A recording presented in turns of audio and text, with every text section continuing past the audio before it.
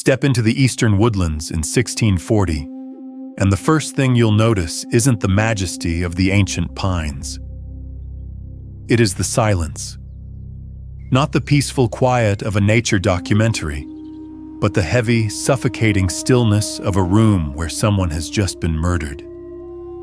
The air smells of charred hickory and damp earth, but beneath it, there is the metallic tang of dried blood and the acrid bite of spent black powder.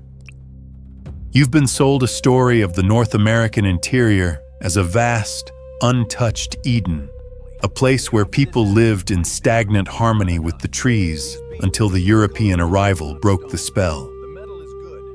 It's a comfortable narrative, but it treats the indigenous people as characters in a fable rather than what they actually were. Master strategists, high-performance warriors, and cold-eyed geopoliticians. The woods were a chessboard, and by the mid-17th century, one side had decided to flip the table.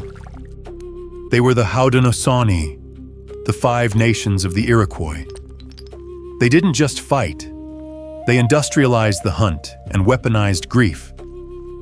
They were an organic syndicate that realized, faster than anyone else, that in a world of global trade, you either become the monopoly or you become the waste. Today, we are looking at the Beaver Wars through the lens of a total war audit. We're stripping away the romanticism to see the raw, mechanical genius of the American Rome. An empire built on fur, lead, and the terrifying reclamation of human life. Long before the first Dutch trader stepped into the Hudson Valley, the Haudenosaunee had solved the most difficult problem of human organization. They had synchronized their violence. While other tribal groups operated as loose collections of villages, the Iroquois were a unified political machine. The Mohawk, Oneida, Onondaga, Cayuga, and Seneca operated under a single constitutional framework, the Great Law of Peace. But do not mistake peace for pacifism. This was a non-aggression pact between the 5 fingers, so they could strike together as a single devastating fist. By the 1630s, this fist was looking for a target. The catalyst was the Castor canadensis, the North American beaver. To the Europeans, the beaver pelt was a luxury commodity for the fashion houses of London and Paris. To the Iroquois, it was a strategic currency. They understood the new economic ledger immediately. Pelts were the only way to acquire the tools of modern survival. Metal kettles that could be melted into arrowheads. Now steel knives that didn't shatter like flint. And most importantly, the flintlock musket. While the French to the north tried to keep firearms out of the hands of their Huron allies, the Dutch at Fort Orange were happy to trade lead and powder for fur. The Iroquois saw the gap in the market. They realized that if they could control the flow of fur from the Great Lakes to the Atlantic, they would become the supreme power on the continent. But there was one problem. They had already hunted their own lands to exhaustion. The math was simple. To get the guns, they needed the pelts. To get the pelts, they had to take the hunting grounds of their neighbors. And to do that, they would have to erase every rival confederacy from the map.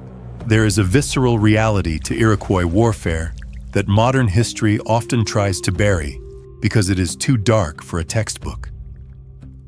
It's called the Mourning War. In the 1630s and 40s, the Haudenosaunee weren't just losing men to the warpath, they were being liquidated by a microscopic enemy. Smallpox and measles, invisible stowaways on European ships, were tearing through the longhouses. In some Seneca villages, half the population vanished in a single season. This wasn't just a tragedy. It was a catastrophic failure of the labor force and the military framework.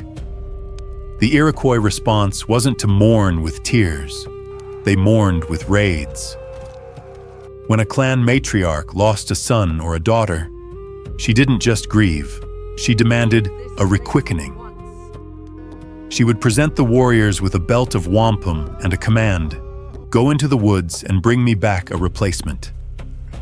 The goal of the war shifted from territory to the literal reclamation of human capital. If you were a Huron or an Erie warrior captured by an Iroquois war party, your identity was about to be audited in the most brutal way imaginable. You would be marched back to their village, subjected to a ritual of sensory and physical torture designed to break your connection to your old life. If you survived, and if you showed the necessary resilience, you weren't killed. You were adopted. You were given the name of the deceased family member. You were given their clothes, their seat in the longhouse, and their responsibilities. You ceased to be a Huron. You became a Seneca. This was a demographic blitzkrieg. The Iroquois were physically absorbing their enemies, swallowing entire tribes to keep their own numbers from crashing. They didn't just defeat you, they consumed you until your lineage became theirs. By 1648, the Haudenosaunee had decided that the time for small-scale raids was over. It was time for a total somatic liquidation of their primary rival, the Wendat Huron Confederacy. The Wendat were the kings of the northern trade, the middlemen for the French. They were numerous, well-fortified, and powerful. But the Iroquois had spent the last decade accumulating a terrifying arsenal. While the French priests were busy converting the Wendat and discouraging the use of heathen weapons, the Iroquois had acquired over 800 muskets from the Dutch. In the winter of 1649, the Iroquois did the unthinkable. In the deep, sub-zero cold of the Great Lakes winter, a time when war was supposed to be impossible, over 1,000 Mohawk and Seneca warriors moved north on snowshoes. This was a high-speed kinetic strike. They didn't wait for the spring. They hit the Wendat villages of St. Ignace and St. Louis while they were still in their winter slumber. The result was a slaughter that redefined the geography of the continent. The Iroquois didn't just take the furs. They burned the longhouses, destroyed the food stores, and executed the leadership. The Wendat Confederacy, a nation of 30,000 people, collapsed in weeks. The survivors fled into the freezing woods, dying of exposure or surrendering to the Iroquois to avoid starvation. The forest was no longer a home. It was a slaughterhouse. The Haudenosaunee had cleared the board. In the following years, they turned their attention to the Petun, the Neutrals, and the Erie.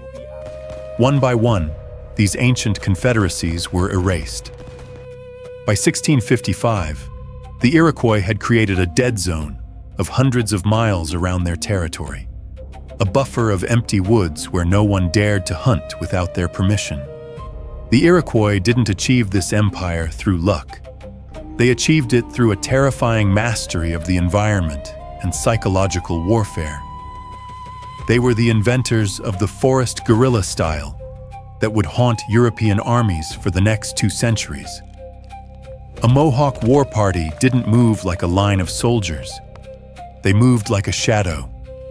They could travel 50 miles a day through the densest brush, peering out of the mist to deliver a devastating volley of lead and then vanishing before the smoke cleared. They utilized the tomahawk and the ball-headed club, a heavy wooden weapon designed to shatter a skull with a single kinetic impact. With a proficiency that turned every close-quarters encounter into a visceral nightmare. They weaponized fear. They would leave the bodies of their enemies in specific, horrifying displays along the river routes to ensure that any survivor who escaped would spread the message. The woods belong to the Haudenosaunee. The French, supposed masters of the New World, found themselves barricaded in their forts at Quebec and Montreal, unable to step 100 yards past the palisades without risking a knife to the throat. The Iroquois had effectively paralyzed a European superpower. By the late 1600s, The Iroquois had become more than just a tribal union. They were a sovereign power playing the English and the French against each other with the sophistication of a European cabinet. They created the covenant chain, a complex system of alliances that allowed them to dictate terms to the colonial governors. They understood that the Europeans were just another resource to be audited. They would trade with the English to spite the French, then sign a peace treaty with the French to keep the English in check. They were the gatekeepers of the continent's interior. No one moved a pelt, a soldier, or a barrel of powder through the eastern woodlands without the consent of the Onondaga Council. This wasn't a story of people being swept away by the tide of history. This was a story of a people who seized the tide, she redirected it, and rode it to the height of imperial power. They had taken the technology of the invader, the gun, the steel, the trade, and used it to forge an empire that stretched from the Atlantic to the Mississippi and from the St. Lawrence to the Carolinas. We like to talk about the clash of cultures as a process of European dominance. But for over a century, the reality was the exact opposite. The interior of North America was an Iroquois world. The very names of the places we inhabit, the Great Lakes, the Ohio Valley, are haunted by the memory of their blitzkrieg. The Beaver Wars were a cold, calculated administration of violence. The Haudenosaunee saw a world that was changing, and they decided to be the ones who defined that change. They didn't mourn the passing of the old ways. They built a new, terrifying framework of survival. They turned their grief into a motor and their economic need into a sword. In the end, the empire wasn't broken by the French or the English. It was broken by the same thing that broke every empire: internal friction and the overwhelming, grinding weight of a larger machine. But for 100 years, the Iroquois were the undisputed masters of the dark woods. When you walk through those forests today, remember that the ground beneath you was once the most contested ledger on Earth. The silence isn't natural. It was earned. It is the lingering echo of a century where 5 nations merged into one fist and decided that the forest would either be theirs or it would be empty. The frontier does not reward the peaceful. It rewards the organized, the ruthless, and those who understand the price of the ground they stand on. They built no stone cities. Their empire was not measured in static walls, but in the rapid deployment of force and the efficient harvesting of Spanish resources. They were the apex predators of the plains. If you look at the map of North America in the 18th century, you will see the heavy, rigid lines of European ambition. The Spanish crown was obsessed with weight. They dragged limestone and timber across the unforgiving deserts of Nuevo Mexico and Tejas to build massive presidios and towering missions. They believed that power was derived from mass. They believed that if you anchored yourself to the earth with enough stone, you could tame the wilderness. They were catastrophically wrong. While the Spanish were sweating and dying to build forts that couldn't move, a group of Shoshonean hunter-gatherers descended from the Rocky Mountains and performed a total systemic override of the Great Plains. They were the Numanu, the Comanche. They looked at the heavy, static world of the Europeans and realized a fundamental truth of the American interior. Weight is a liability. They did not want to conquer the earth. They wanted to skim across it. By integrating an abandoned European technology, the horse, into their daily existence, the Comanche broke the ancient rules of survival. They created a civilization composed entirely of motion. They were a decentralized, high-speed logistical network that treated the rigid Spanish Empire as a self-stocking grocery store and the surrounding indigenous tribes as raw material. Today, we are conducting a deep, clinical examination of the Comanche machine. We are stripping away the sanitized myths to witness the raw mechanical genius of the only true equestrian empire in North America. We are going to see how they mastered terrain bypass to render borders meaningless, how they utilized mobile procurement to tax an entire continent, and, crucially, the hidden fragility that made their engines so vulnerable. This is the story of what happens when a people decide to weaponize the wind. To comprehend the sheer scale of the Comanche ascension, you must first look at the harsh physics of the Great Plains before the year 1680. For thousands of years, the human experience on the southern plains was defined by crushing friction. The landscape, particularly the vast, waterless expanse of the Llano Estacado, the Staked Plains, was a lethal environment for a creature walking on two legs. The energy cost to cross this ocean of grass was immense. A human hunter on foot operated on a razor-thin caloric margin. You tracked a bison for days, burning massive amounts of energy, hoping the kill would yield enough protein to replace what you had just spent. It was an economy of absolute scarcity. You were chained to the riverbeds, unable to project power or accumulate wealth. Then came the Pueblo Revolt of 1680. The indigenous people of New Mexico violently expelled the Spanish, and in the chaos, thousands of Spanish horses were released into the wild. When the Comanche encountered the horse, they did not just see a beast of burden. They recognized it as a living refinery. The horse possesses a digestive tract capable of breaking down cellulose, the tough, fibrous prairie grass that is completely indigestible and useless to a human stomach. The horse takes that infinite sea of useless grass and converts it into high-octane kinetic energy. By mastering the horse, the Comanche executed a total upgrade of their civilization. They bypassed the human limitations of endurance and speed. Suddenly, the unusable wasteland of the Llano Estacado became the richest energy source on the planet. The Comanche transformed from a marginal band of mountain foragers into a high-performance equestrian elite. They moved down onto the southern plains because that was where the fuel was.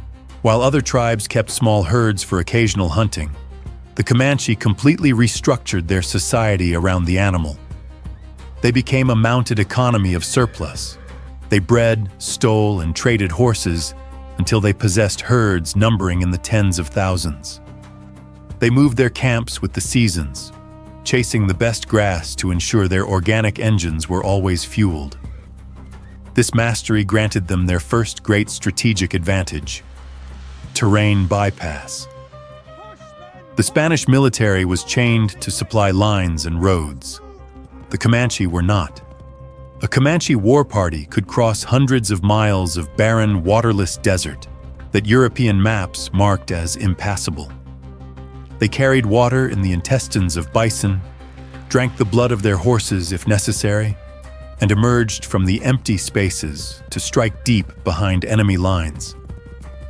The Spanish built walls to block the roads, but the Comanche simply went around them. The environment was their highway, and no static empire could police it. Because the Comanche were entirely mobile, they had zero interest in the traditional metrics of statecraft. States are heavy. States require agriculture, which ties you to a single plot of dirt. States have cities, which serve as fixed points of failure that enemies can besiege or burn.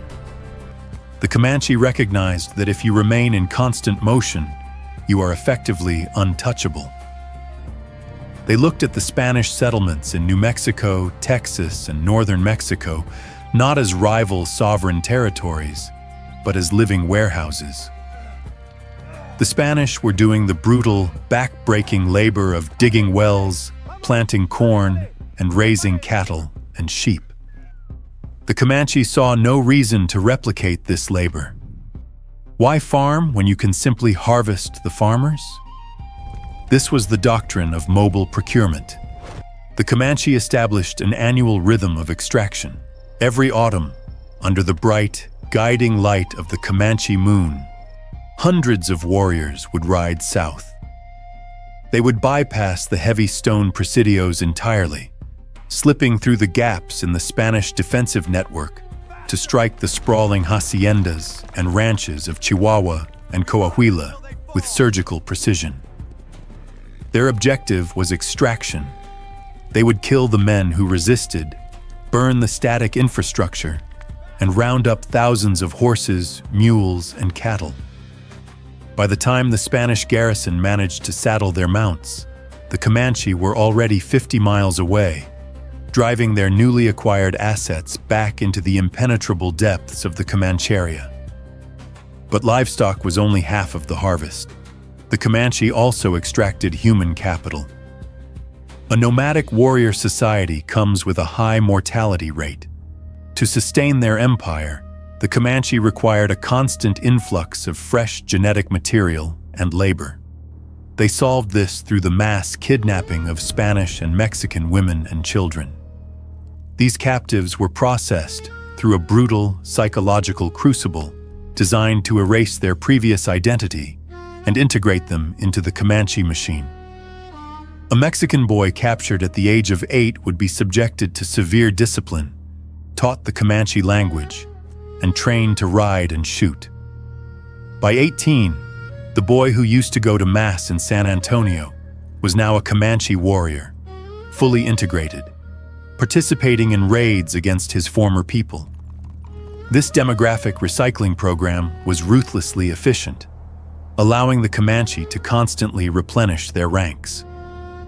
By the mid-1700s, the Spanish authorities were effectively paying the Comanche protection money in the form of regular tributes, guns, lead, sugar, and cloth, just to keep the raiding parties away. The supposedly primitive nomads were taxing the most powerful maritime empire on Earth. To enforce this system of taxation and terror, the Comanche developed a method of warfare that rendered traditional European military tactics completely obsolete. In the 18th and 19th centuries, European and American forces relied on the line of battle. A dragoon would ride to the battlefield, dismount, stand shoulder to shoulder with his comrades, and fire a single-shot, muzzle-loading musket. It was a slow, rigid form of violence. The Comanche operated as a fluid, high-speed weapons platform. They delivered a kinetic payload that relied on overwhelming velocity and volume of fire. A Comanche warrior was physically integrated with the animal. Boys were taught to ride bareback, guiding the horse with their knees and shifting weight, leaving both hands entirely free. They perfected a maneuver where, at a full gallop, the warrior would hook his heel over the horse's spine and drop his body down the side of the animal. From the perspective of an enemy soldier, the Comanche rider simply disappeared. The horse became a moving shield of meat and bone. From under the neck of the galloping horse, the warrior would unleash his payload. The primary weapon was not the clumsy, slow-loading musket, but the short bow, engineered from Osage orangewood or bighorn sheephorn and backed with animal sinew. These bows boasted a draw weight of up to 70 pounds. The physics were devastating. You have a warrior moving at 35 miles per hour firing a heavy, iron-tipped arrow. The kinetic force of the galloping horse is added directly to the force of the bowstring. The resulting impact could drive an arrow completely through a massive bison's ribcage or punch straight through the thick leather armor of a Spanish dragoon. The rate of fire was unmatched. A skilled Comanche could fire 20 arrows accurately in the time it took a Spanish soldier to bite open a paper cartridge, pour powder, ram a lead ball home, and fire a single, inaccurate musket shot. They utilized the Comanche circle. A war party would ride in a continuous, swirling vortex around a trapped enemy. This revolving wheel of dust and flying arrows meant the enemy never had a stationary target to aim at. The Comanche would bleed a static formation to death without ever engaging in prolonged hand-to-hand combat. If the enemy counterattacked, the Comanche evaporated, melting into the horizon only to regroup 20 miles away. They weaponized space and speed, ensuring every engagement was fought on their terms. Because we are accustomed to looking for governments in buildings, it is easy to mistake the Comanche for isolated bands of raiders.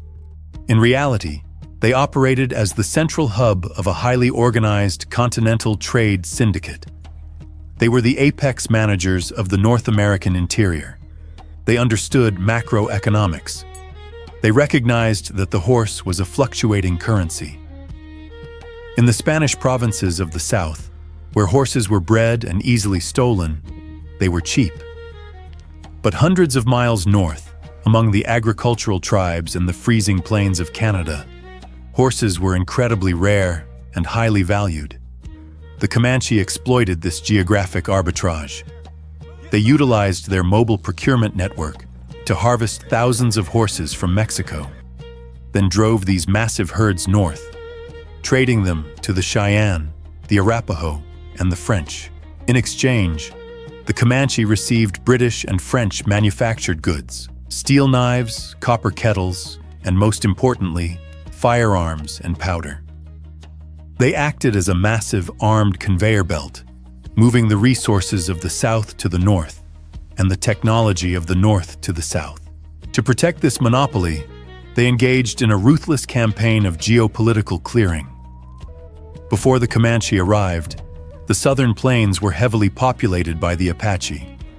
The Comanche systematically hunted the Apache, burning their camps and driving the survivors off the prime bison hunting grounds and into the harsh mountains of the desert Southwest. The Comanche created a massive, exclusive buffer zone. They controlled the river crossings and monitored the mountain passes.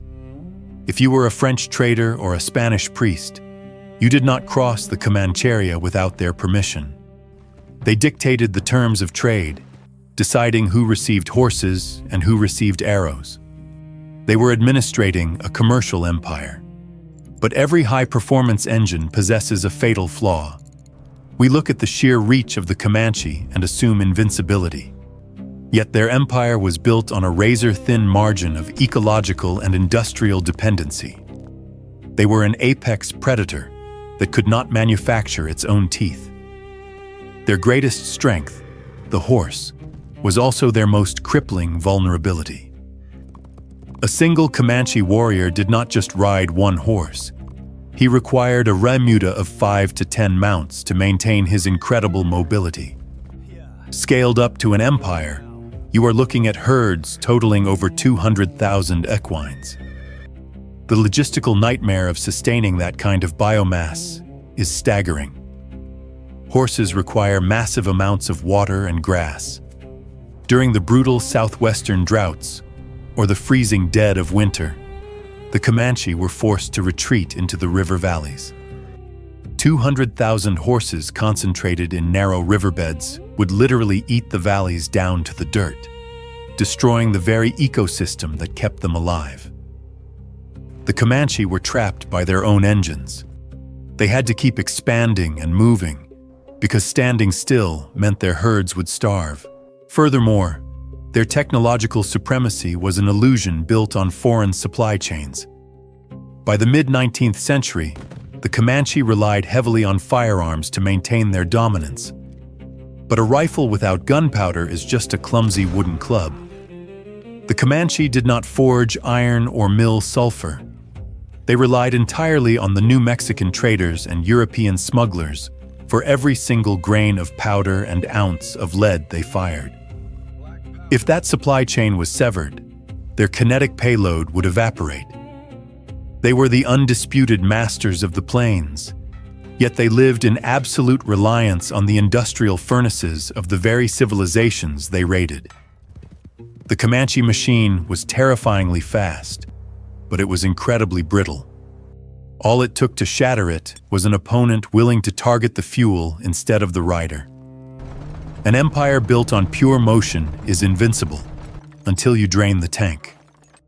For generations, the Spanish and Mexican armies had tried to defeat the Comanche using conventional military strategies and failed. The United States Army initially made the same mistake, sending heavy cavalry out onto the staked plains. The Comanche simply used terrain bypass to ride circles around the frustrated, dehydrated American columns. You cannot shoot what you cannot catch.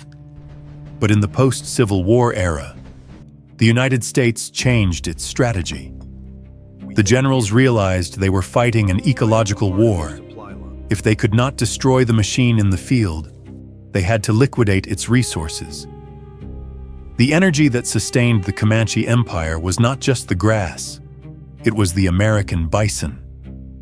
The bison provided the protein that kept the warriors strong, the sinew that backed their bows, the hides that formed their mobile teepees, and the robes they used to trade for ammunition. In the 1870s, the U.S. government unofficially sanctioned the industrial slaughter of the buffalo herds. It was a calculated act of systemic starvation. Thousands of commercial hunters flooded the plains, equipped with heavy-caliber Sharps rifles. They shot the animals from a distance, stripped the hides for East Coast factories, and left millions of tons of meat to rot in the sun. Within a few short years, the herds that once darkened the horizon were gone. The prairie was silent, covered only in a carpet of bleaching white bones. The Comanche's caloric balance hit absolute zero. Simultaneously, the technological gap closed. The invention of the repeating rifle and the Colt revolver meant that a U.S. cavalryman no longer needed to stop and reload a single-shot weapon. He could now unleash a volume of fire that rivaled the Comanche bow, neutralizing the advantage of the Centaur Doctrine. The final, fatal blow to the Comanche machine did not occur in a grand battle. It was a cold, clinical, logistical strike. In September 1874, Colonel Ranald Mackenzie tracked a large coalition of Comanche, Kiowa, and Cheyenne to their hidden winter sanctuary deep within the Palo Duro Canyon in the Texas Panhandle. Mackenzie's troops launched a surprise attack at dawn. The Comanche warriors fought fiercely to cover the retreat of their families up the steep canyon walls. But Mackenzie was not interested in a body count. He was interested in the engine.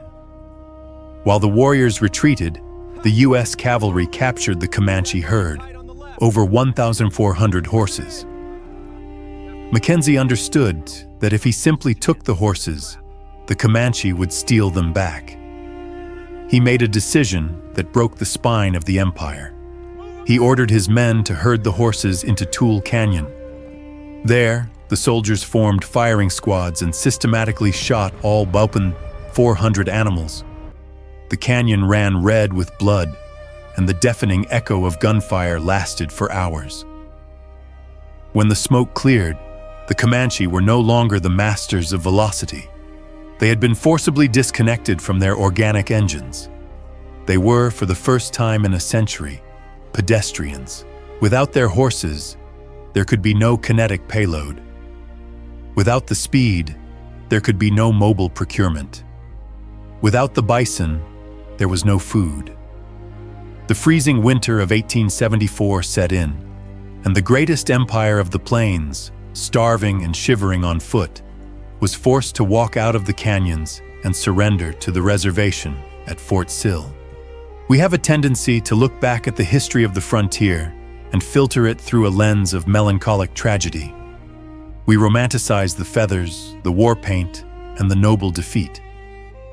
But to view the Comanche merely as tragic victims is a profound insult to what they actually achieved. They were a high-performance society that engineered an empire of terror, trade, and absolute dominance.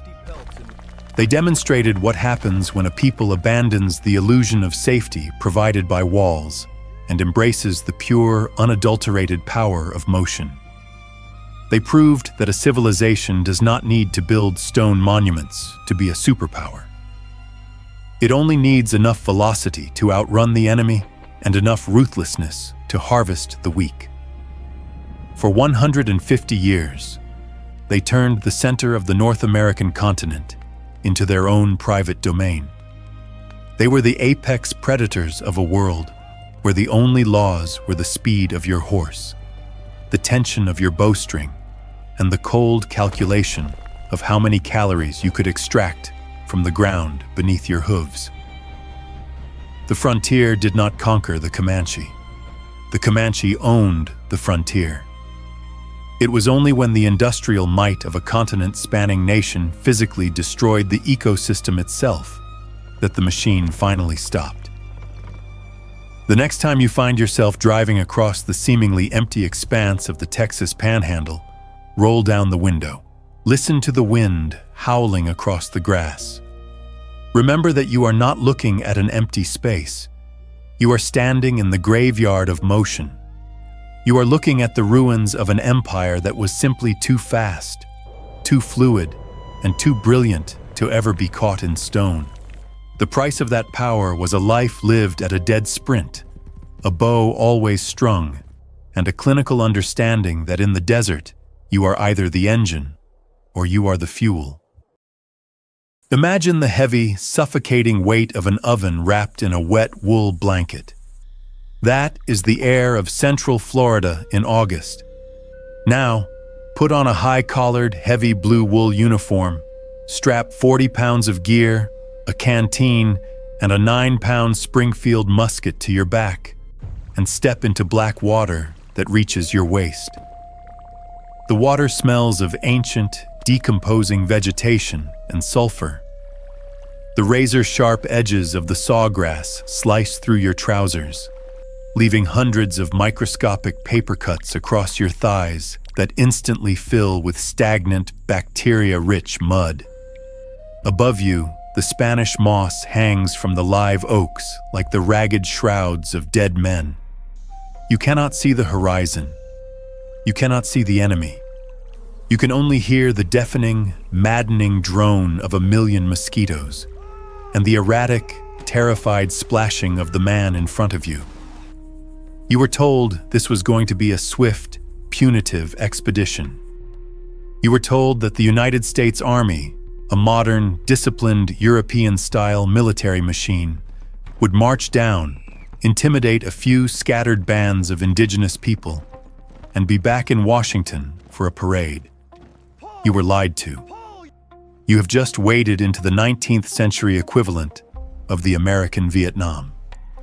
As the Surgeon General of the United States Army would later write in a classified assessment of the campaign, the climate is a more deadly enemy than the Indian. Our troops are subjected to a toxic atmosphere, wading through swamps generating poisonous miasma, where the very act of drawing a breath is an invitation to the grave. My name is Nathaniel Blackwood.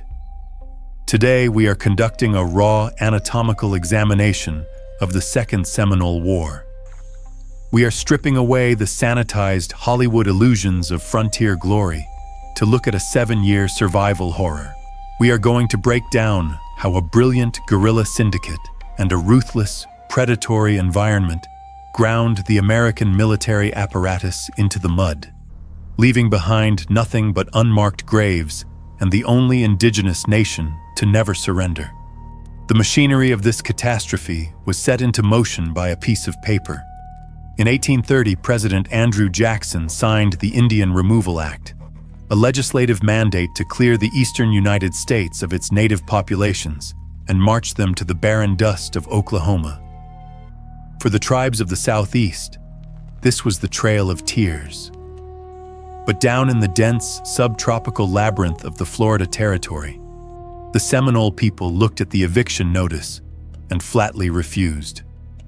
The Seminoles were not an ancient, static tribe. They were a fiercely independent amalgamation of Creek refugees, escaped African slaves, the Black Seminoles, and remnants of older Florida tribes. They had built a thriving, autonomous society in the swamps.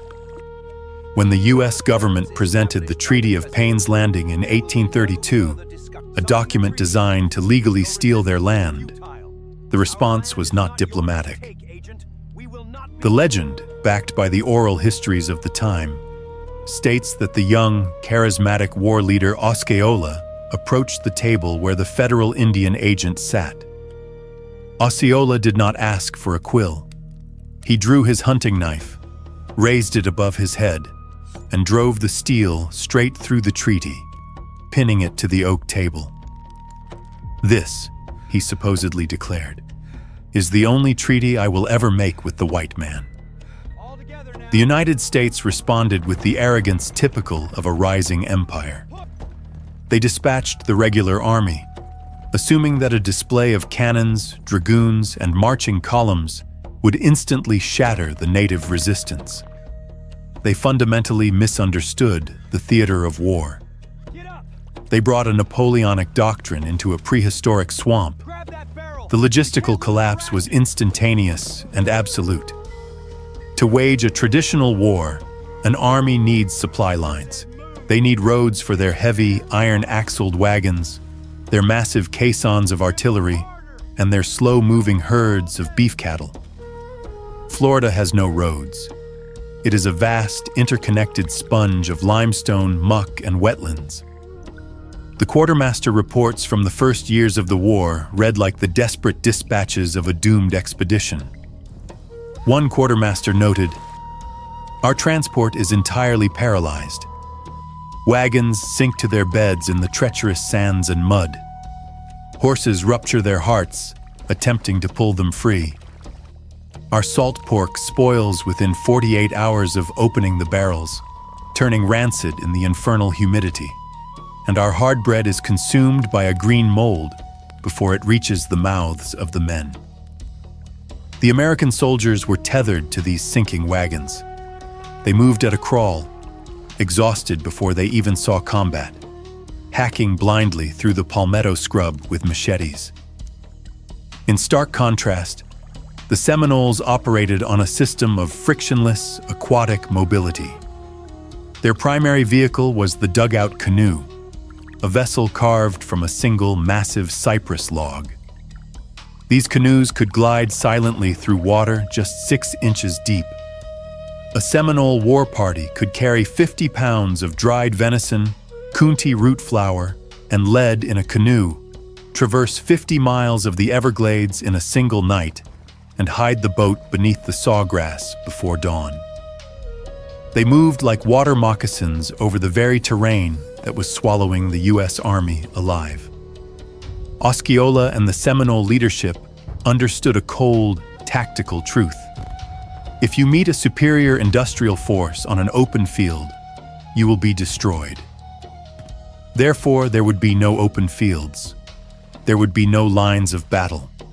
There would only be the ambush, the sniper, and the terror of the unseen.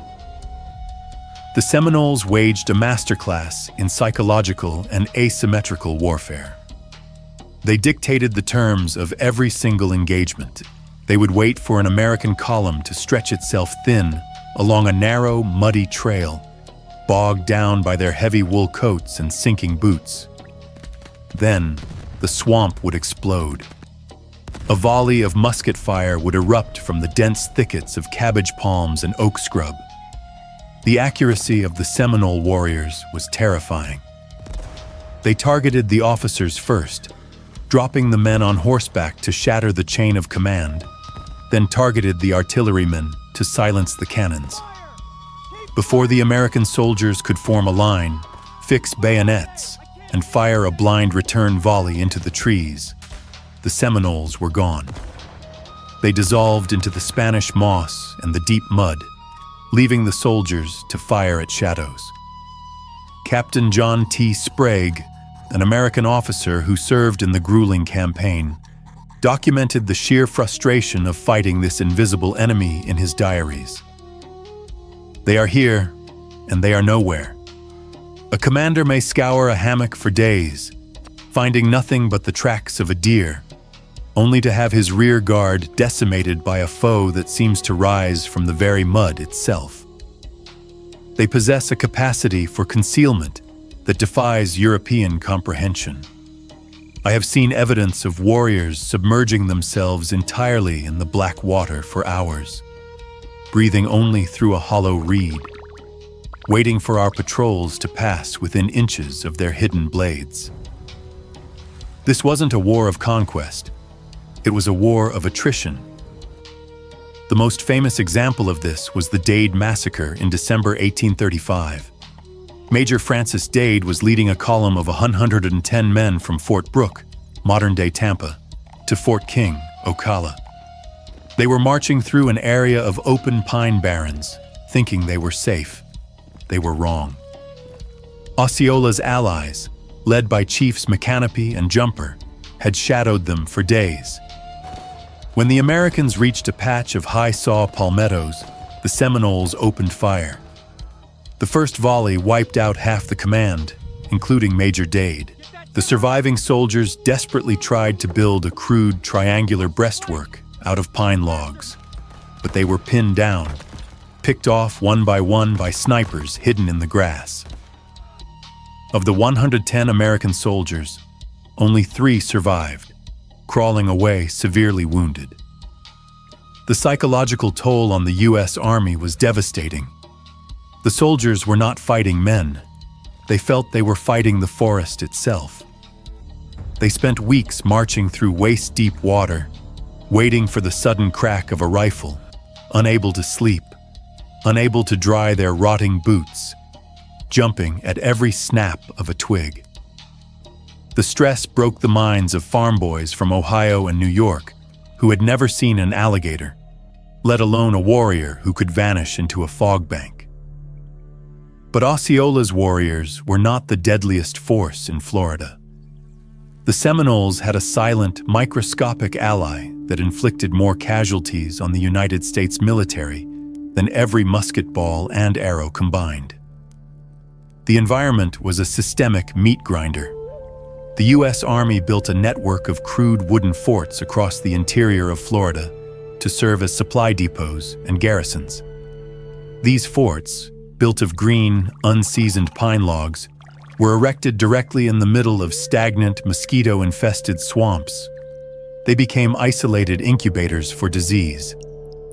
To look at the official medical ledgers of the Second Seminole War is to look at a clinical breakdown of the human frame. Out of the approximately 2,500 United States soldiers who died during the 7-year campaign, only about 300 were killed in combat. Over 1,200 men died from disease. The primary executioner was malaria, known then as the ague, or swamp fever. The Americans did not yet understand that the disease was carried by the Anopheles mosquito. They believed it was caused by miasma, bad air rising from the rotting vegetation. The men were bitten by the thousands every single night. The progression of the disease is a brutal physical dismantling. It begins with a violent, bone-rattling chill. A soldier would sit beside a roaring fire in the sweltering Florida heat, wrapped in 3 blankets, his teeth chattering so hard they cracked. Then comes the fever, pushing the core temperature to 105 degrees. The red blood cells burst, clogging the kidneys and the liver. The men lay in the crude, suffocating wooden hospitals, sweating through their cots, their skin turning a sickly, jaundiced yellow as their organs failed. If malaria didn't kill them, yellow fever did.